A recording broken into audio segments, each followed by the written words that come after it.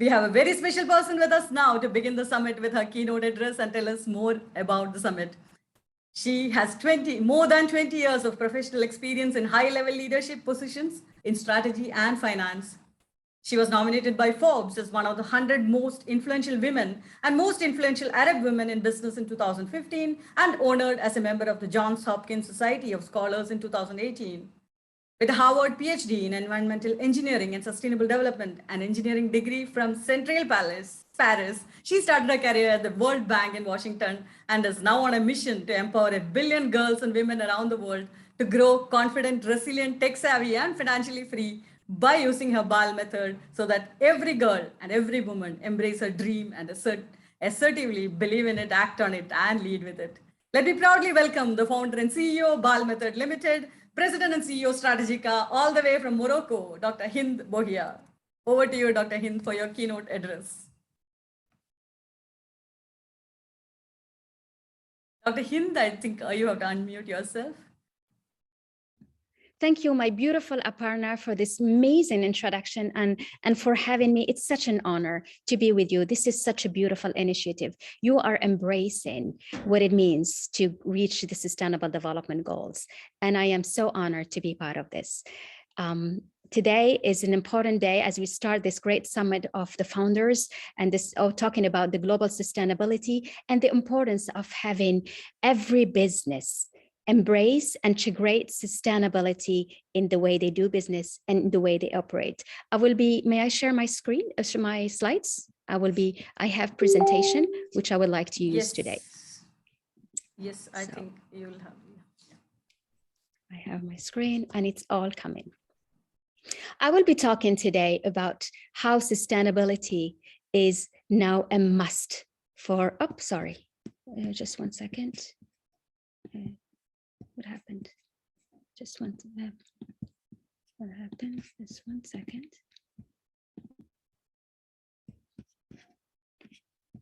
I will be talking today how sustainability is a must for every business, and every business needs to integrate. Yes, this is the right one.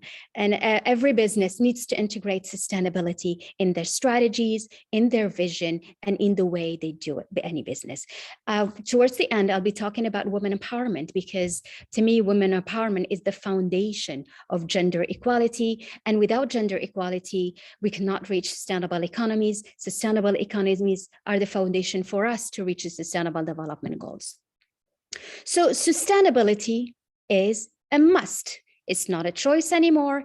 It is a must today. We cannot talk about business development or business growth without looking at the impact, the real impact it has. And what do we mean with impact? We mean, what do they bring in terms of economic growth, economic stimulus, in terms of social development, and most importantly, the impact on the environment. Because sustainability, the meaning of sustainability is to be using the natural resources we have today as we want, but leaving it intact for the next generation. So these three components and these three pillars that makes the sustainability need to always be in harmony and integrated in every business strategy and in every vision for business. So there is a heavy responsibility for businesses. And you know why? Because businesses today have reached such a big level globally across the world that their GDP and their return is much, and the impact and the value they provide is much higher than the GDP of big countries. Their power lies first on the central role they play in offering 90% of the world's jobs, in addition to the 60% of the global GDP. 60% comes from businesses. But the good news is that 90% today of the CEOs are aware about the importance of integrating sustainability in their business. But why they're not doing more? Why they're not doing more while they know that the benefits are tremendous for their business? And let me just show you how, because when we talk business, we talk money. So actually, it's very good from a money perspective. One, money can be made.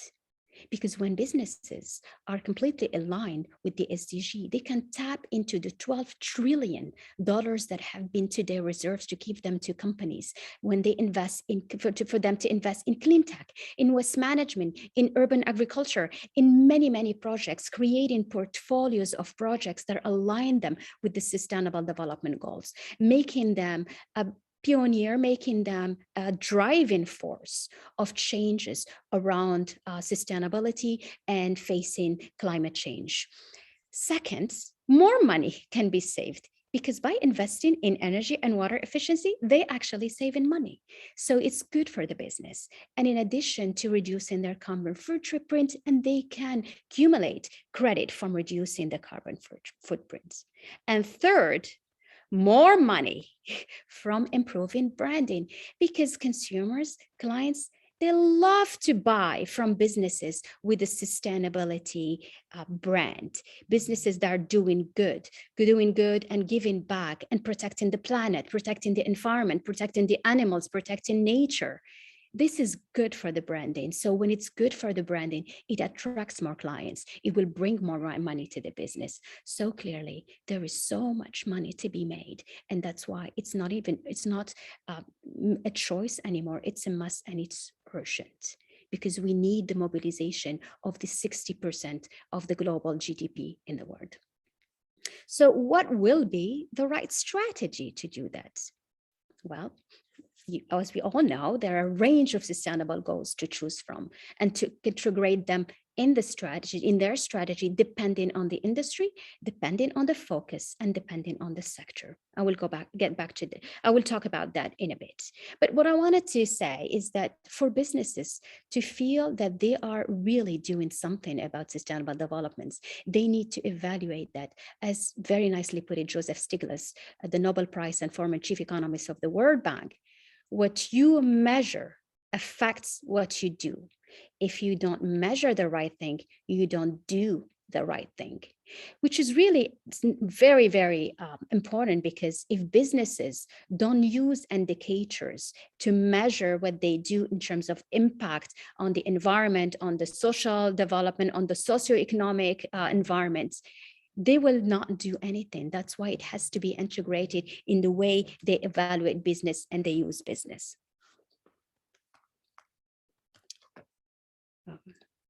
And so building partnership to share knowledge and expertise, to work together and to creating platforms such as these are so important. That's why I salute you, Aparna and Santosh. And I want to celebrate today the amazing work you are doing, because this is the celebration of the SDG Goal 70, which is creating partnerships, which is putting together all the thought leaders and those CEOs and leaders and founders from all around the world, so that we can raise our voice, and then we can raise our words with real concrete strategies to help move forward and to contribute to reaching the 2030 SDGs, because we all need to lead the way towards a better future.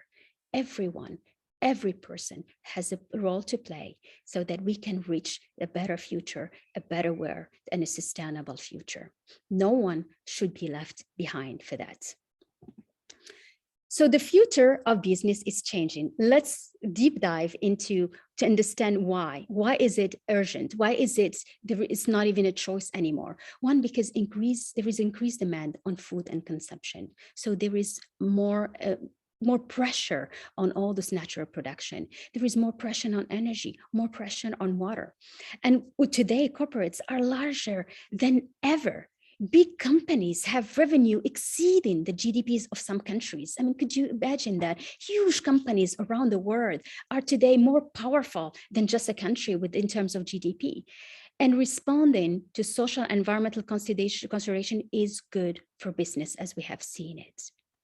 So businesses are getting empowered, are getting more money, more investment to be able to invest in skill sets, invest in human resources, contribute to innovation, integrate this understanding and the importance of sustainability in the everyday business.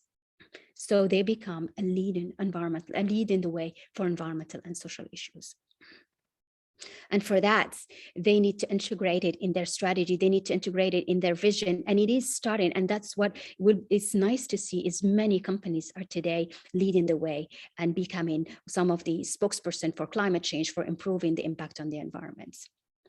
But let me now go back and focus in the women empowerment, as I mentioned earlier, because what we see is that the SDG 5, which is gender equality, is actually across every single one. You know, I spent 20 years working on water, on environment, on energy, on smart cities, on sustainability, on every aspect, on poverty. As I was at the World Bank, I was with the Prime Minister. But what I realized is that, you know, the root and the foundation of all this is actually women and gender equality. When you have gender equality, you have it all. It's the start. It's crossing through every single sector. So so the basis of that is really women empowerment. When you empower women, when you prepare them to be confident, to be resilient, to be tech savvy, so you give them the skills. You give them the skills so that they can embrace the digital world. They can understand how to become financially free and get their self-worth. What do you do then? You help them to get the million of jobs that are created today in the digital sphere, for example. You help them to be fulfilled, to be thriving, to contribute when there is quotas that are set up by governments, quotas that are set up by local governments to encourage more women to go into the workforce. So you reach the gender equality because you prepare them. You have them ready to be there. You have covered the basis that was missing. And when you have gender equality, you reach the business sustainability because you have integrated in your portfolio of projects those different assets, the different aspects of integrating women into different places in the whole project cycle. And you will be advancing in your SDGs and your agendas. And these sustainable businesses, they create sustainable economies. They champion sustainability. They create inspiring and empowering leaders. And they prepare the next generation because at the end, isn't it sustainability about thinking about the next generation? It's consuming and producing, innovating, creating, but at the same time, leaving the planet, leaving nature, leaving the environment intact for the next generation. So isn't it beautiful how it all comes down to empowering girls and women? It comes down to ensuring that you invest in girls to go to STEM, to ensuring that you invest in women to be so confident that they can be the best leader, the best founder, the best entrepreneur, the best job creator. And this way you reach this sustainability in the business and the economies. So gender equality crosses all the SDG because we need to leave no one behind when we want to reach the SDGs. It is represented in every goal. And to step it up, we need public policies, the public actions programs to turn policies into concrete actions to tackle the gender equality. So what are we doing for women? What are we doing to help them?